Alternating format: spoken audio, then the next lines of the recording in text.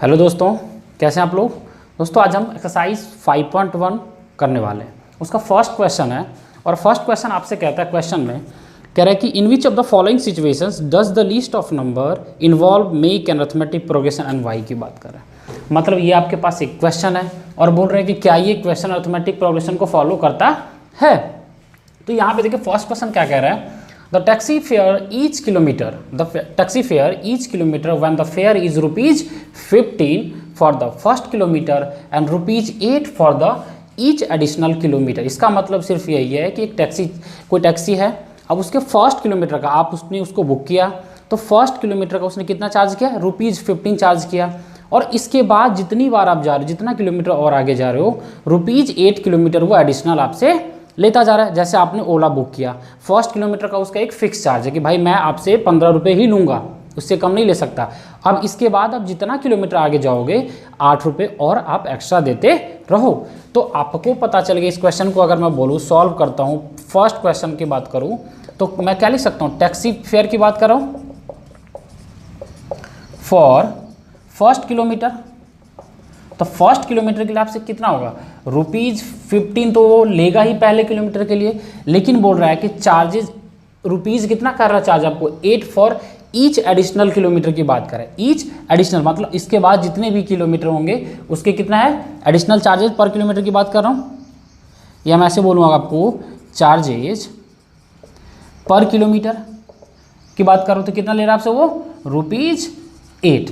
पहले किलोमीटर का 15, बाकी के बाद वो कितना ले रहा है, 8 ले रहा है। तो इससे आपको पता चलेगा कि फर्स्ट किलोमीटर के लिए ₹15 लिया है। तो मैं यहाँ पे लिख सकता हूँ फर्स्ट 2 किलोमीटर के लिए चार्जेज फॉर 2 किलोमीटर। अगर आप 2 किलोमीटर जाते हो उस टैक्सी में बैठ के तो कितना लेगा, पहले का तो उसने 15 रुपये ले लिया आपसे और बाकी का कितना 8 लेगा। तो 15 + 8 कितना होगा, 23 रुपीज़ हो गया आपका। फिर अगर मैं बोलूँ चार्जेस की बात कर रहा हूँ तो चार्जेज फॉर 3 किलोमीटर की बात कर रहा हूँ। मतलब आप 3 किलोमीटर जा रहे हो तो पहले का 15 रुपीज़ उसने ले लिया, दूसरे का 8 और फिर तीसरे का भी 8 लिया।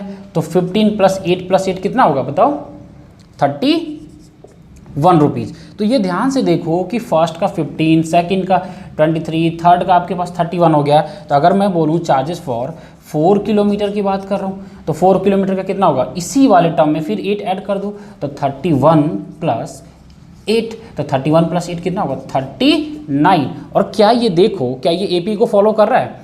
एपी ध्यान से देखो कि अगर ये पहला टर्म है 15, दूसरे अगर 2 किलोमीटर जाते हो आप तो कितना ले रहा है, 23। 3 किलोमीटर अगर आप जा रहे हो तो आपसे कितना ले रहा है, 31। और 4 किलोमीटर जा रहे हो तो ये 39 ले रहा है। क्या एपी को फॉलो कर रहा है। एपी कब फॉलो करेगा, जब कॉमन डिफरेंस क्या होंगे, सेम होंगे। तो जब कॉमन डिफरेंस इसका देखो क्या सेम है, बिल्कुल इन दोनों के बीच में भी डिफरेंस कितना है, 8 आ रहा है, इनके बीच में भी 8 आ रहा है, और फिर 31 और 39 के बीच में भी 8 आ रहा है। तो मैं बोल सकता हूँ कि ये जो आपका जो क्वेश्चन था ये अरिथमेटिक प्रोग्रेशन को फॉलो कर रहा था।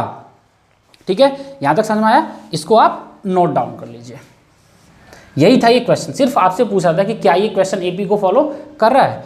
अब देखिए ये दूसरा क्वेश्चन मैंने लिखा हुआ first exercise 5.1 question number first का सेकंड पार्ट क्या बोलता है कि the amount of air present in a cylinder.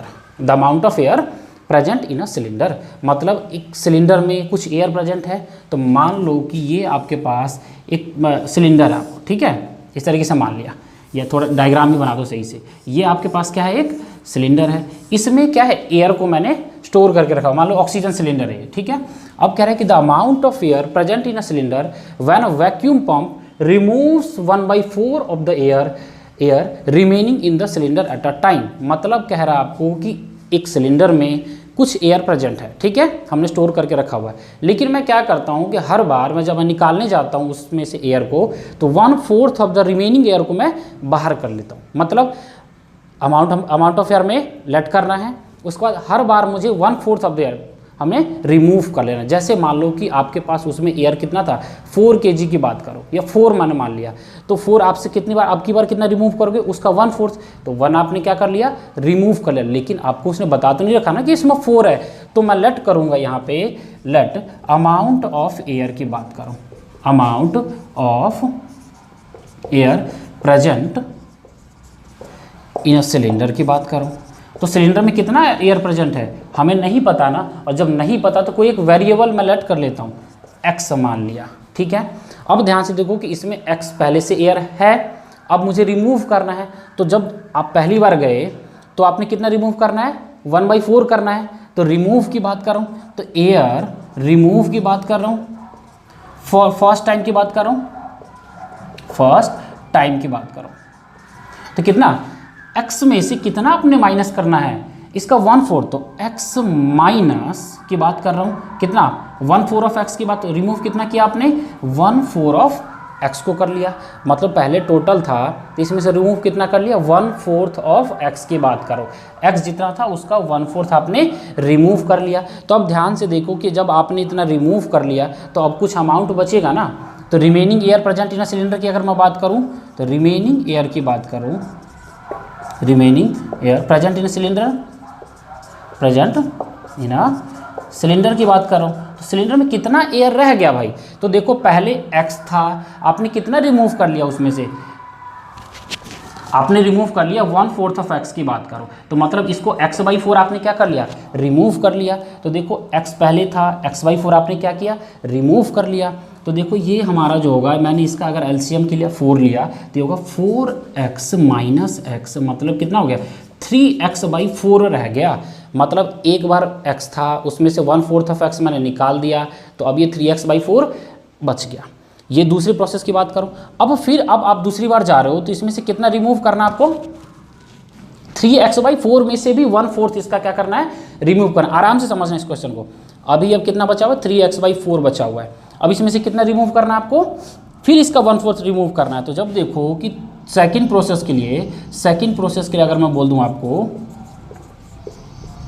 तो कितना रिमूव करना है, 3x/4 माइनस करना है। 3x/4 में से कितना माइनस करना है आपको, तो देखो 3x/4 का 1/4 रिमूव करना है ना, समझ में आ रहा है। मतलब इतना था, अब इसमें से कितना रिमूव करना है, 3x/4 के का 1/4 रिमूव करना है। तो ध्यान से देखिए इस क्वेश्चन को एक बार, मैं यहाँ से आपने नोट डाउन कर लिया, तो ध्यान से देखो।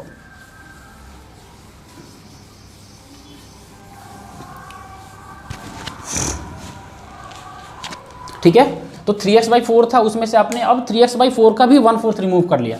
तो देखिए 3x/4 माइनस आपने रिमूव कितना किया, तो 3x/4 का भी 1/4 आपने रिमूव कर लिया। तो इसको जब सॉल्व करोगे तो ये क्या होगा, 3x/4 माइनस ये हो जाएगा 3x/16। ठीक है, 3x/16, मतलब समझ लो कि मैंने 3x/16 एयर को क्या कर लिया, रिमूव कर लिया। तो अभी भी भाई उसमें कुछ रिमेनिंग एयर तो होगा ना, तो मैंने क्या करना है, फिर से इसको एलसीएम ले लेना है। तो इसका जब मैं एलसीएम लूँगा तो कितना आएगा, 16 आएगा। फिर 4 4 जा 16, तो ये आपके पास कितना हो गया, ये आपके पास हो गया 12x माइनस 3x, तो कितना होगा ये 9x/16।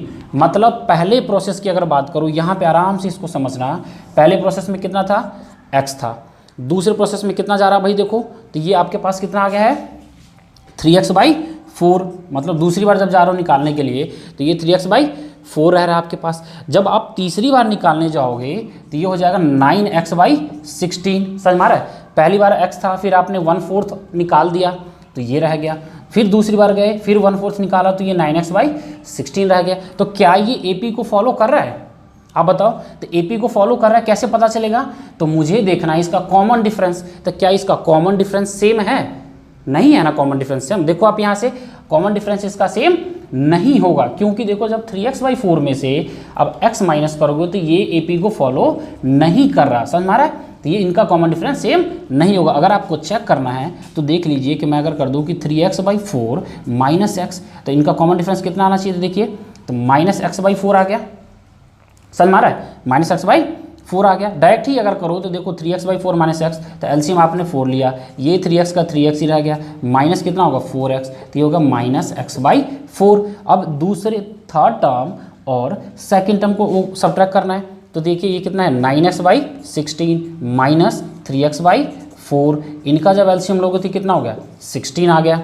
तो ध्यान से देखिए 16, तो ये कितना होगा 9x माइनस 4 4 जार 16, तो कितना होगा 4 3 जार 12 की बात कर रहा हूँ मैं यहाँ पे, 12x आ जाएगा। तो ये -3x/16 आ गया, समझ में आ रहा है। तो जब कॉमन डिफरेंस सेम नहीं है तो जो गिवन क्वेश्चन है आपका, ये जो क्वेश्चन है वो एपी के फॉर्म में नहीं है। फिर से एक बार मैं आपको रिवाइज करवा देता हूँ।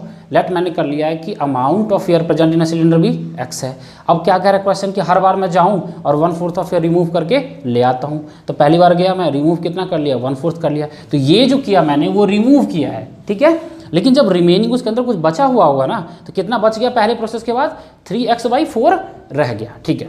अब दूसरी बार मैं जा रहा हूँ भाई, तो 3x/4 रह गया, तो उसमें से फिर मैं 1/4 रिमूव कर लेता हूँ। तो देखो किसका 1/4, जो रिमेनिंग अभी बचा हुआ है, तो 3x/4 बचा हुआ था, उसका मैंने 1/4 रिमूव कर लिया। तो 3x/4 माइनस 3x/4 इंटू 1/4 की बात करो, समझ में आ रहा है। इसका 1/4 निकाल दिया, तो ये 3x/4 ऐसे लिख दिया। इन दोनों को जब मैंने मल्टीप्लाई किया तो ये 3x/16 हो गया। मतलब ये समझ लो कि ये जो आपने किया इसको भाई तुमने निकाल दिया। क्या कर दिया तुमने, निकाल दिया, ठीक है। अब ये आ गया, इन दोनों को आपने एलसीएम लिया तो 16 आया, तो 4 4 जार 16, 3 4 जार 12 कर दिया। अब इस 16 से फिर डिवाइड कर, तो एक टाइम से हुआ तो क्या होगा, यहाँ पे 3x से लिख दिया। अब 12x माइनस 3x कितना होता है, 9x/16। तो जब 9x/16 आएगा, मतलब आपको पता चल गया कि दूसरे प्रोसेस के बाद उसमें कितना बचा हुआ गैस, 9x/16। तो वही तो बोला, पहली बार जब आप गए तो इतना था, दूसरी बार गए तो इतना था, तीसरी बार गए तो अब इतना है। तो ये आपका एक मान लो कि टर्म आ गया, first term, second term, third term. अब आपसे पूछ रहा था कि ये एपी है, तो एपी चेक करने के लिए तो वैसे ही दिखने में ही पता चल रहा नहीं है, लेकिन अगर आपको चेक करना है, देख लो यहाँ पे मैंने क्या second term minus first term किया तो डिफरेंस -x/4 है। जब मैंने third term minus second term किया तो -3x/16 है। मतलब जब डिफरेंस सेम नहीं तो क्या होगा, ये एपी के फॉर्म में नहीं है। चलिए इसको नोट डाउन करिए आप, ठीक है। पास 2/5 कर लीजिए आप, ठीक है। पार्ट इसका थर्ड पार्ट करिए आप।